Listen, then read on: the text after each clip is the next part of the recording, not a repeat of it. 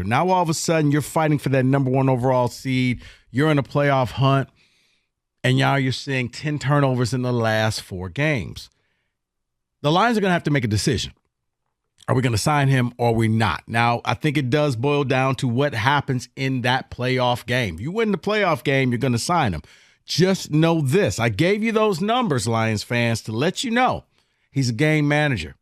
He's never going to be great. He's never going to be the guy that you want in that final minute and 30 that's going to drive you down and put the game on his back. No, he's a quarterback that you're going to have to constantly surround him with toys. And by toys, I mean he's going to have an offensive line. He's going to have wide receivers. He's going to have that tight end that you see in Laporta and running backs. He's going to have everything at his disposal in order for him to win. He's not the type that could take Joe off the street and turn him into a superstar. No, he needs that star. He needs those players constantly around him. That's what we're talking about. 248-539-9797. But I will ask this. Maybe, just maybe, right now, there's a lot of people not happy with Jared Goff. But is he unnecessarily taking too much of the blame? Should we be putting some blame on Ben Johnson? Ben Johnson, he was the wonder boy. He was the guy that was, he had NFL jobs. We're calling him last year. He turns down Carolina. We all assumed that he was going to be taking a job this year. But as of late, his red zone play calling, not great. Coming out of the third quarter, this team, to call them pedestrian would be an insult to pedestrians, okay? Their third quarters are awful. And it's funny because that's how you started off last year. The third quarters were bad. And now all of a sudden, your third quarters, you look at the Bears, it was just punt, punt, punt, punt.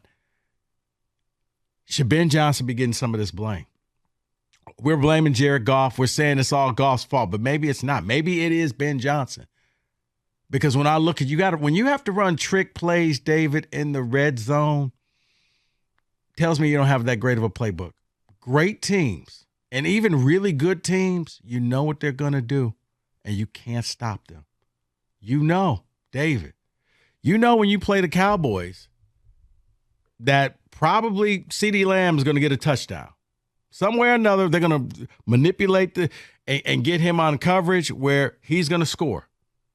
If not, Pollard runs it in. When you play Philly gets it down to the 5-yard line, you already know they're just going to shove their way all the way into the end zone.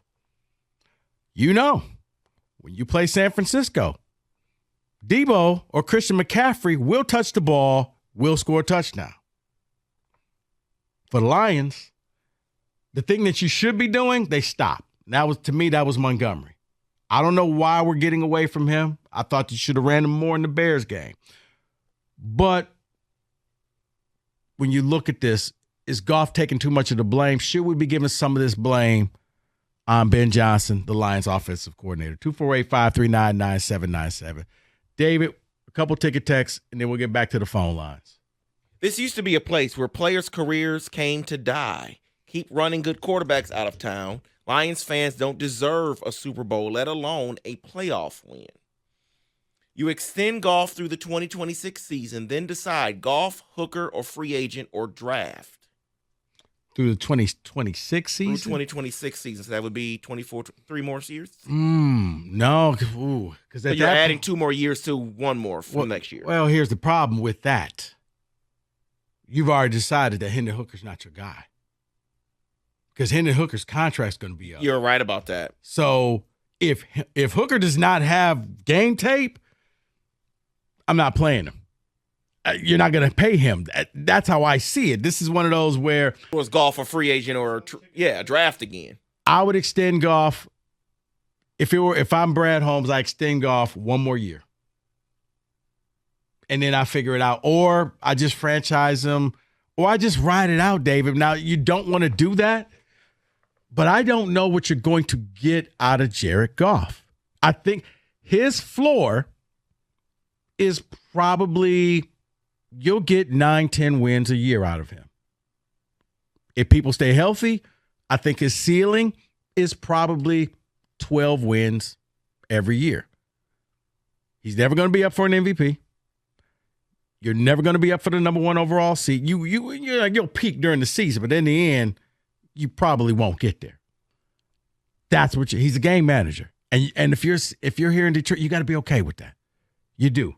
That's your guy. That's your quarterback. Just knowing he's not going to be Mahomes. He's not going to be Brady-esque. He's not going to be one of those guys. He's not going to be Joe Burrow, where you're like, oh, that's – if you think that's going to be Hendon Hooker, I think you're going to be sadly mistaken. I don't know why they took Hendon Hooker, but the offense he ran in Tennessee is not an offense that you run in the NFL. Now, have I been wrong? Yeah, that was Mahomes and Texas Tech. I didn't think that Mahomes would be as good as he was because Texas Tech kind of ran a crazy offense. It worked. If you're willing to bank that on Hendon Hooker, good luck with that. But I think you're going to be sad. But is Goff taking too much blame, or should we put some of this blame on Ben Johnson? 248-539-9797. Let's go back to the phone lines. Jeff, you're on 97. Hi, how you doing, Rico? Hey, Jeff. Hey, you just hit a point. My thought is 2 wins. They go 2-2, get in the playoffs, win that one game. You probably extend them. But you made a point that I've just been thinking about. Do we not have 2 running backs that are averaging nearly 5 yards a carry? Mm-hmm. Both have a somewhat shot of 1,000 yards this year. Plus, they do other things, catching the ball and all that.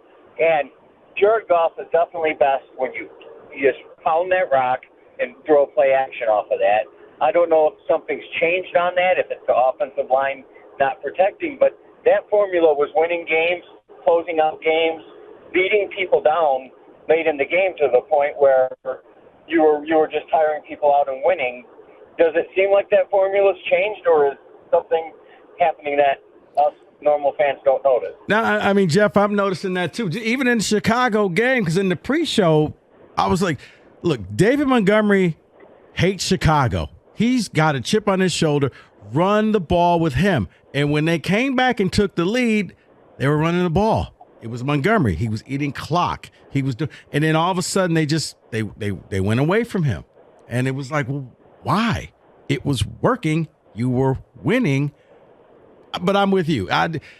Some of the play calling, and that's why I throw Ben Johnson's name in there, I kind of question. Even in the Saints game, you won that game, but it was one drive and you were winning it. And instead of kind of eating the clock and running the ball, you threw a bunch of passes, incompletes, you're stopping the clock, and you had to punt. And I'm like, what are we doing here?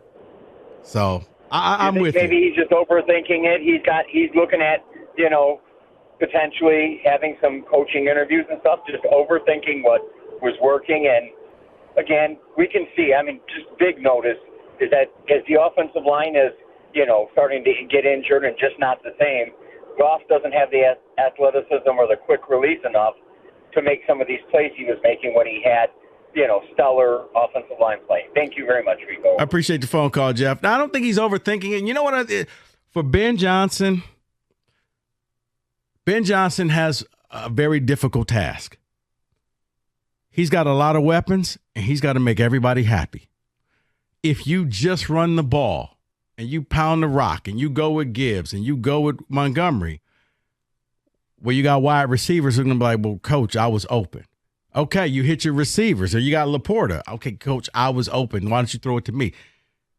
The really great offensive coordinators can spread it around, and it's almost whoever is hot, that's the guy we're going to ride today. And it could change from game to game. But I think at some point in some games, things are working for the Lions, and they just stop doing it in order to make other people happy. These are professionals. Today won't be your day. The next game, maybe. We're running the ball well. We're just going to keep running the ball. And if we rush it for over 200-some yards, that's all fine and well. But just to change things, I don't know. I'm starting to question some of the play calling that I'm seeing from Ben Johnson. 248-539-9797. Is Goff getting too much blame? Should we be blaming Ben Johnson for some of the Lions' offensive woes? We'll take your phone calls, your ticket text next. 97.1.